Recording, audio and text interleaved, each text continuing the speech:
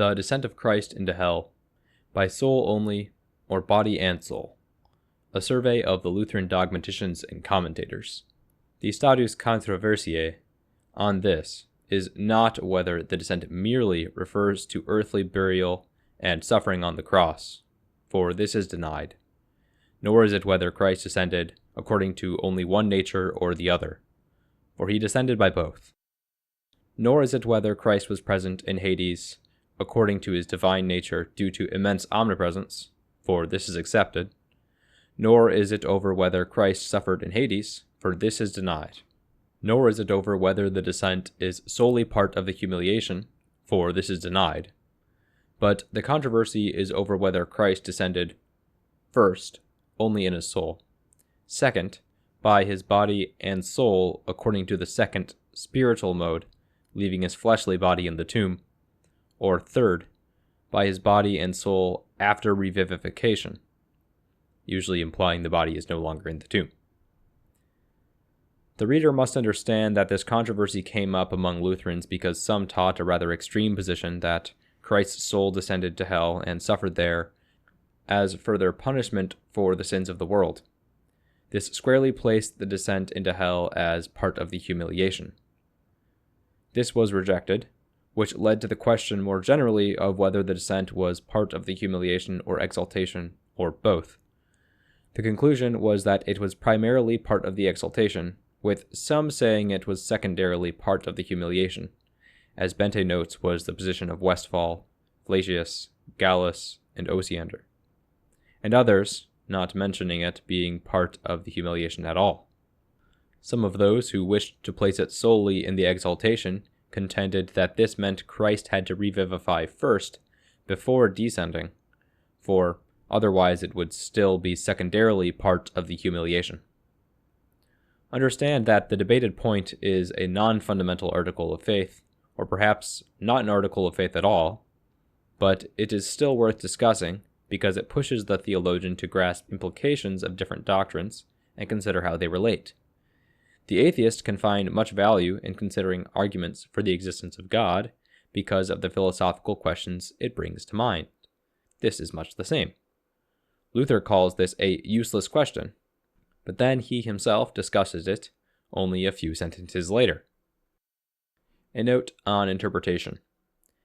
I've taken anyone who says that Christ was first quickened or revivified and then descended after to mean a descent of soul and body, given that a revivification followed by a descent of the soul only would be to make Christ die and subsequently revivified twice, which would be absurd. This is often the deciding factor for which position is taken by these authors, so it is not an unreasonable assumption to make about those who didn't explicitly say anything. The Formula and the Torgau Sermon. The Formula of Concord says the following. It has also been disputed among some theologians who have subscribed to the Augsburg Confession concerning this article. When and in what manner the Lord Christ, according to our simple Christian faith, descended to hell, whether this was done before or after his death, also whether it occurred according to the soul alone, or according to the divinity alone, or with body and soul, spiritually or bodily, also whether this article belongs to the passion or to the glorious victory and triumph of Christ.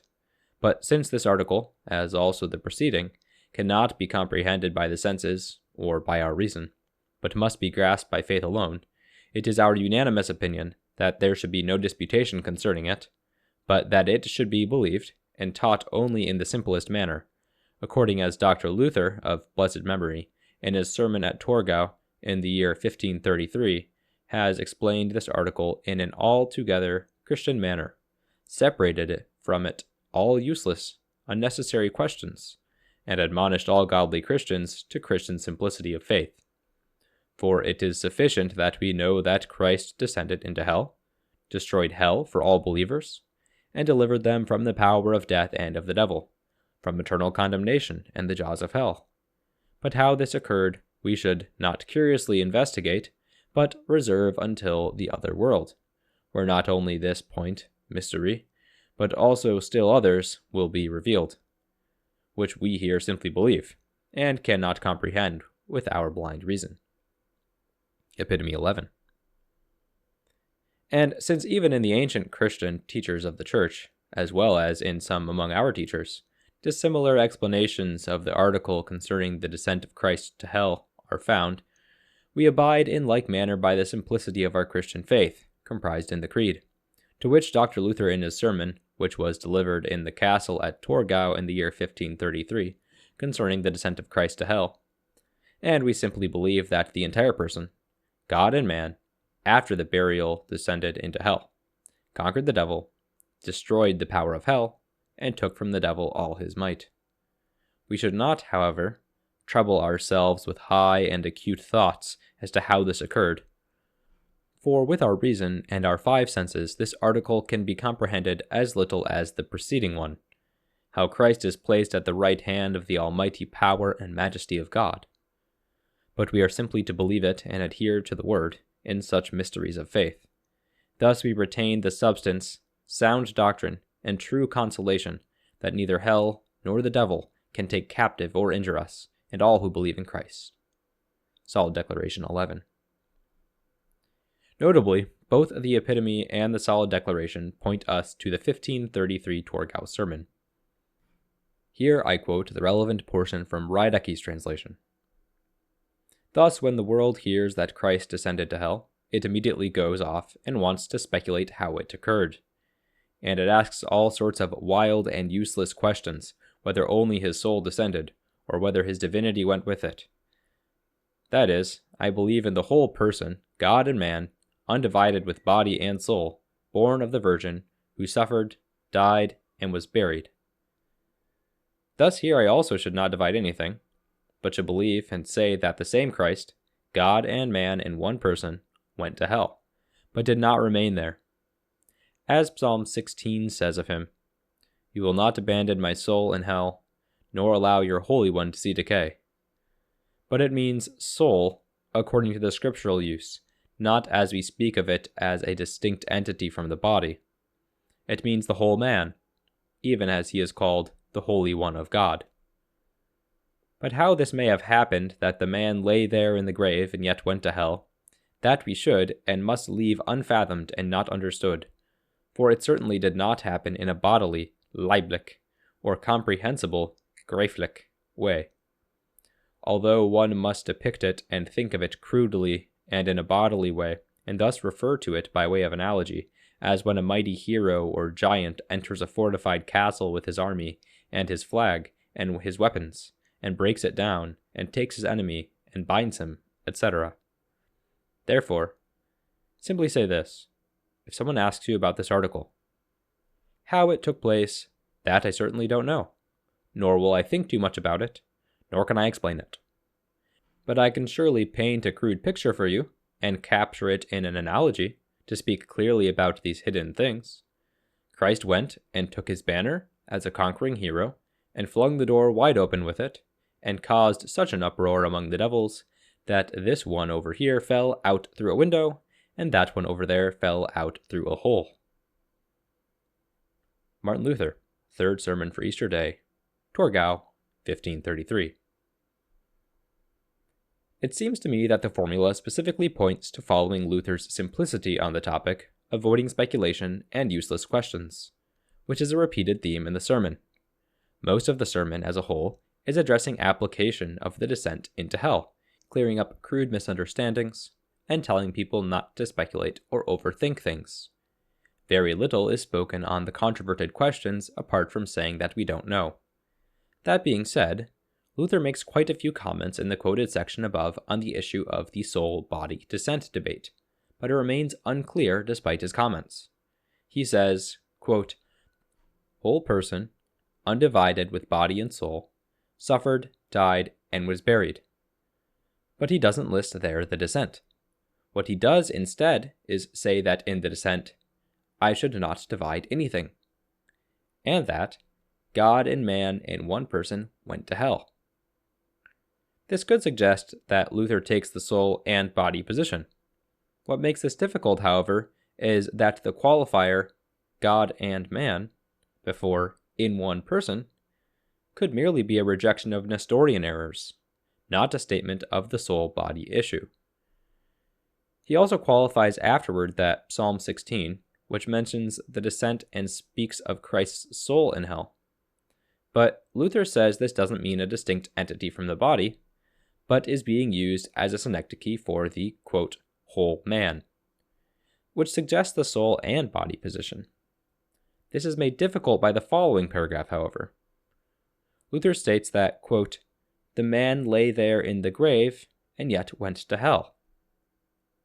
What's notable here is that Luther seems to be rejecting a position held by many subsequent Lutherans that the revivification, but not the leaving of the tomb, came before the descent into hell and thus includes body and soul. This is usually based on 1 Peter 3:19. More on this later.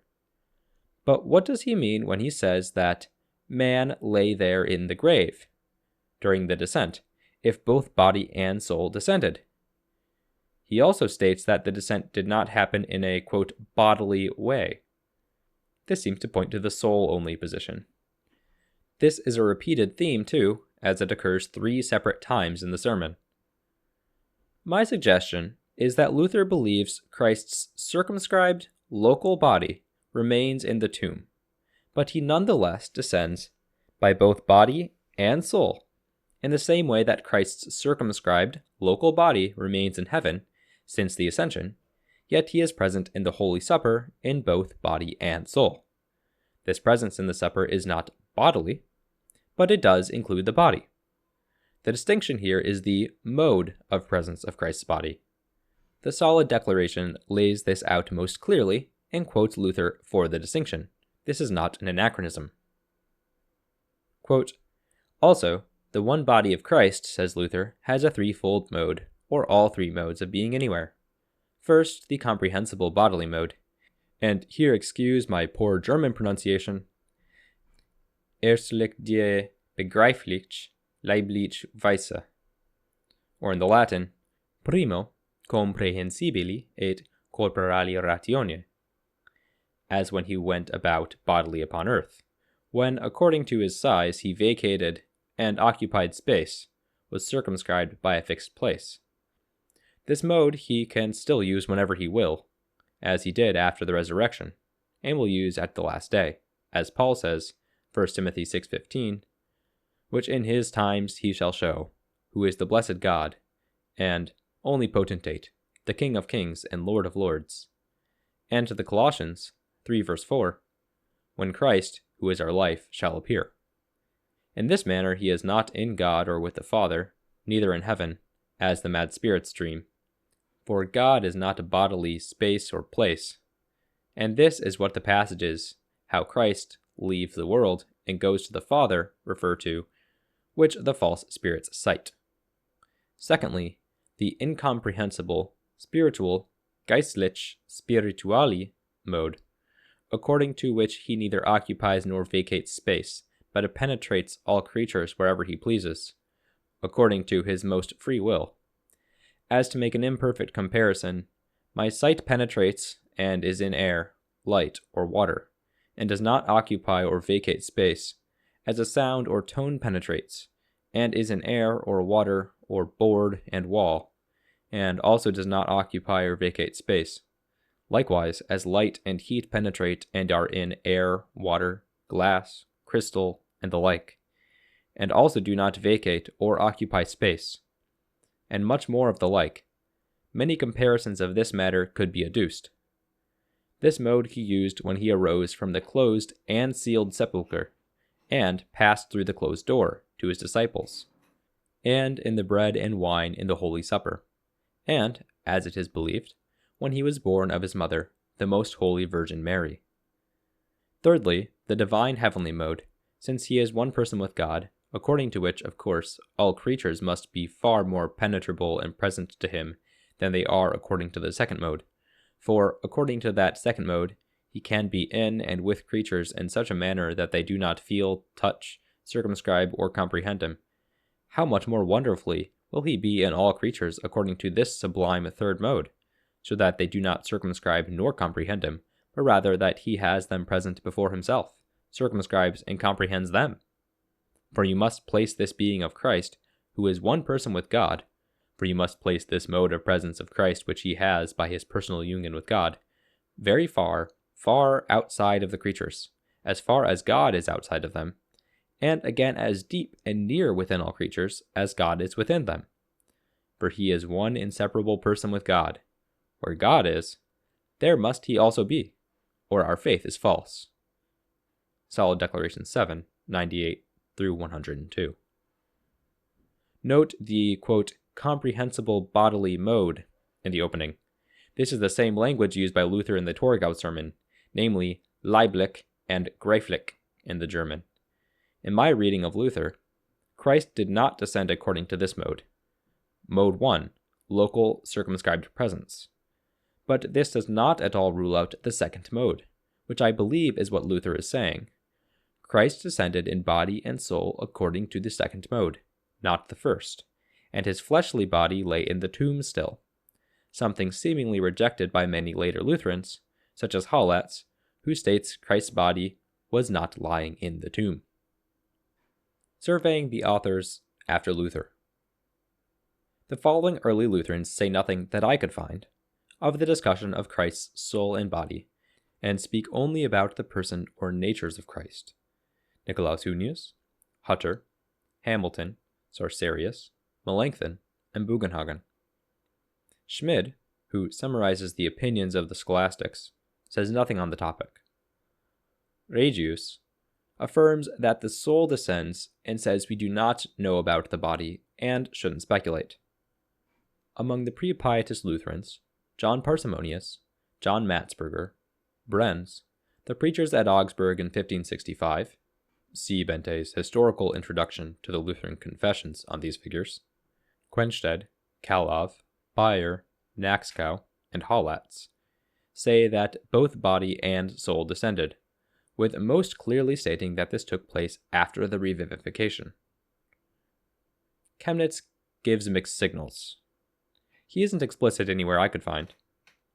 In his Two Natures, he cites Kirill affirmatively, saying, the soul, having been assigned a union with the Logos, descended into hell, using its divine power and efficacy.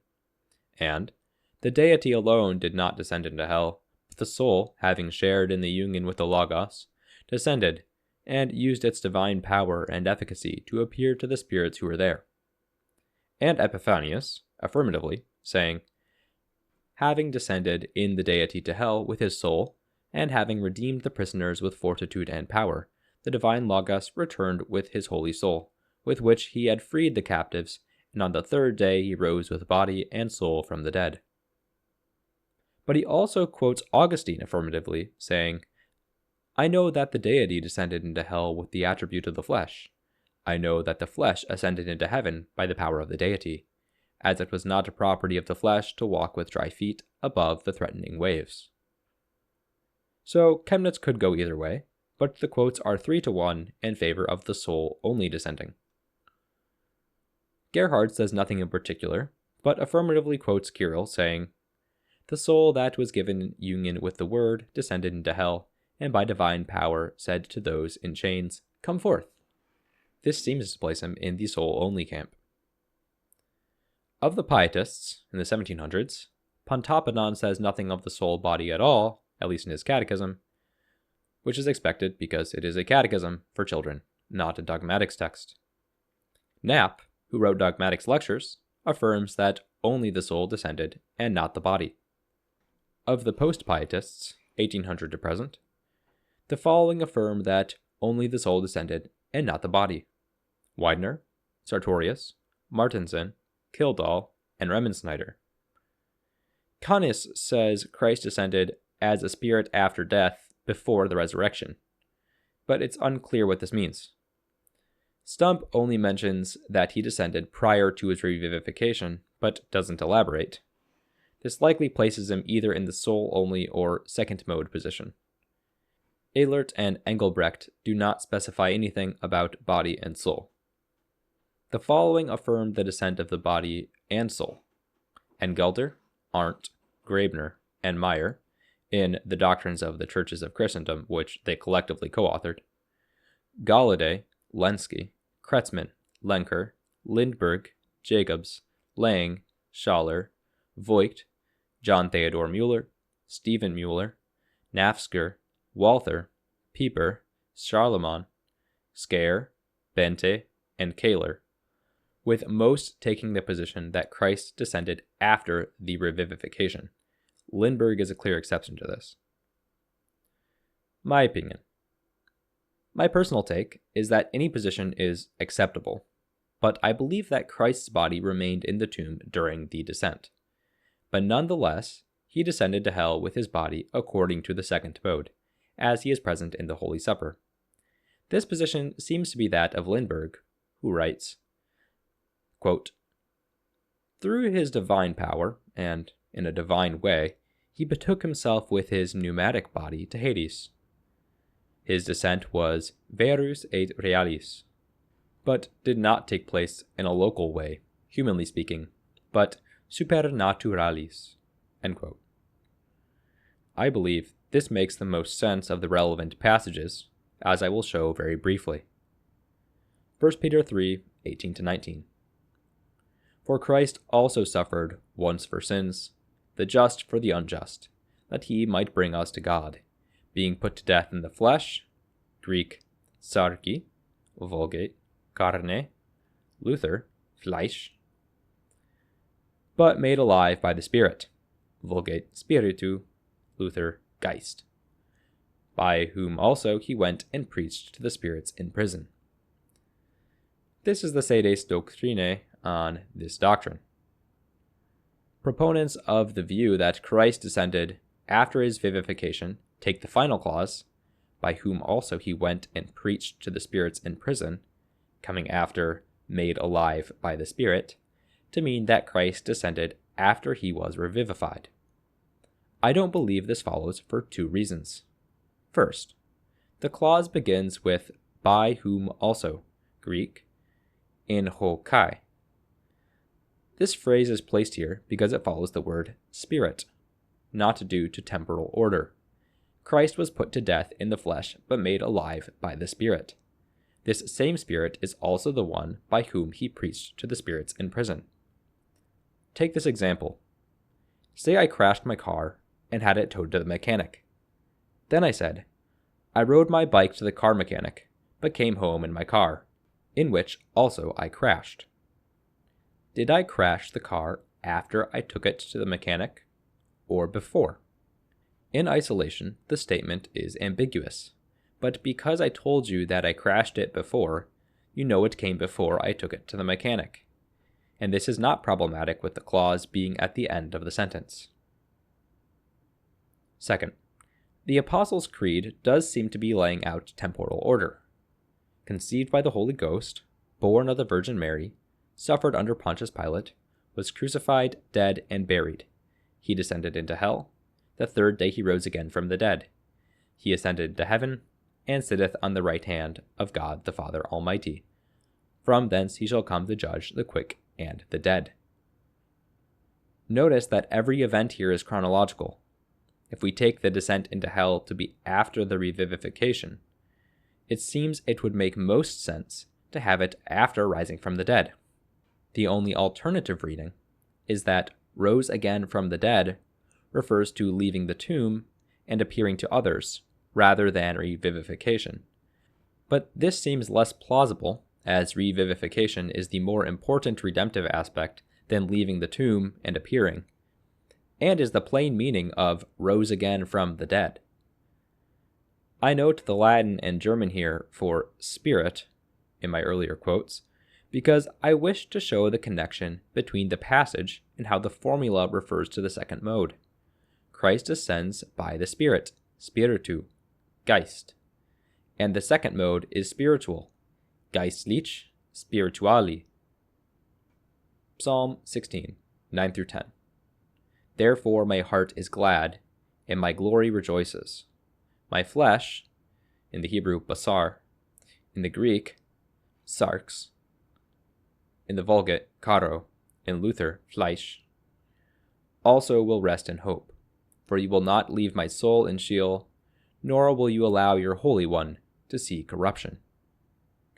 Acts 2, 22-31, Men of Israel, hear these words. Jesus of Nazareth, a man attested by God to you by miracles, wonders, and signs which God did through him in your midst, as you yourselves also know, him being delivered by the determined purpose and foreknowledge of God, you have taken by lawless hands, have crucified, and put to death, whom God raised up, having loosed the pains of death, because it was not possible that he should be held by it. For David says concerning him, I foresaw the Lord always before my face, for he is at my right hand, that I may not be shaken. Therefore my heart rejoiced, and my tongue was glad. Moreover my flesh, Greek, sarx, Vulgate, karo, Luther, Fleisch, also will rest in hope. For you will not leave my soul in Hades, nor will you allow your Holy One to see corruption.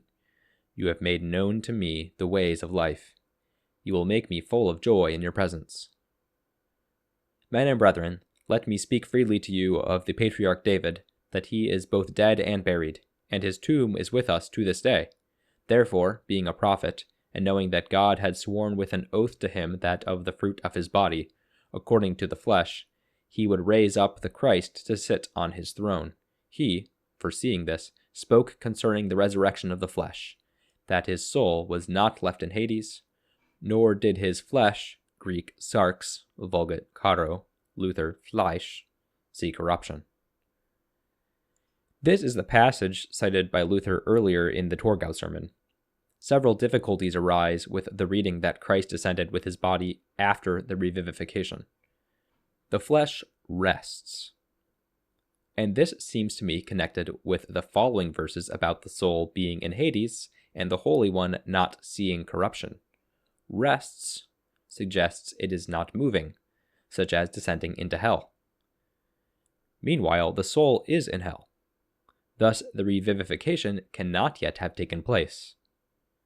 Next, corruption undoubtedly refers to the flesh decomposing. If the revivification had already taken place when the soul is in hell, then why mention the flesh not decomposing? The flesh will only decompose if it is not vivified. It is also worth noting that Peter takes your Holy One to be Christ, but he specifically ties it to his flesh. This seems to be in contrast to soul, mentioned immediately before.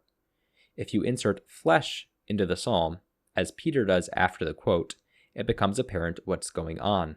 The flesh rests. The soul is in Hades, but will come out later. Yet the flesh miraculously does not decompose in the meantime. This precludes the view that Christ is revivified prior to his descent. I contend that flesh is distinct from body here, in that flesh refers more particularly to the body in local presence, mode 1, but leaves room for the body in mode 2.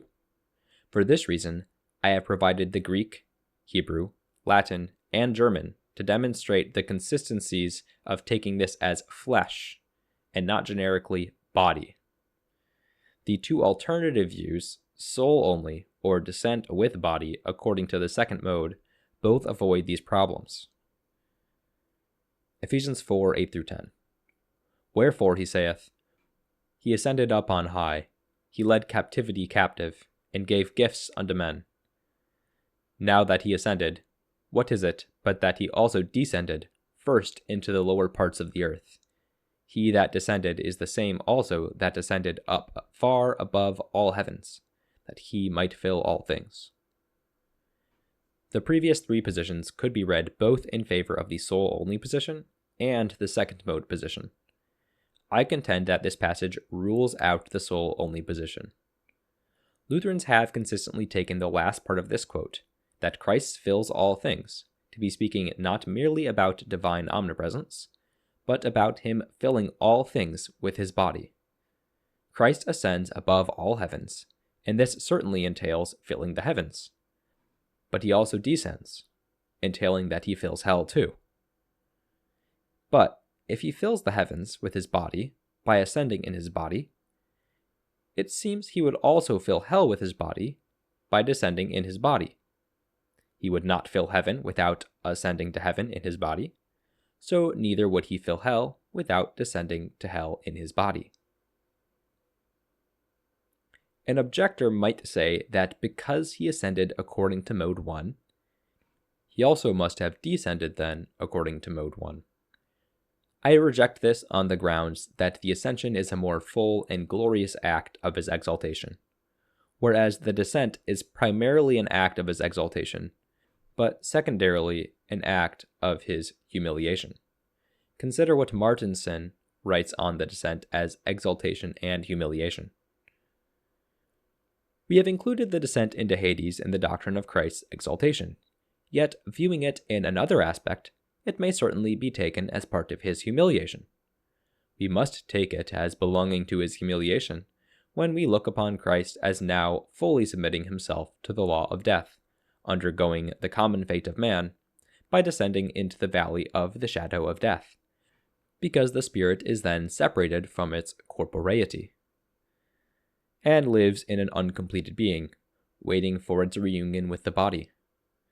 So far, therefore, as Christ's humiliation and exaltation are viewed as successive states, the descent into Hades may be described as the connecting link, and is at once the lowest step of his humiliation and the beginning of his exaltation.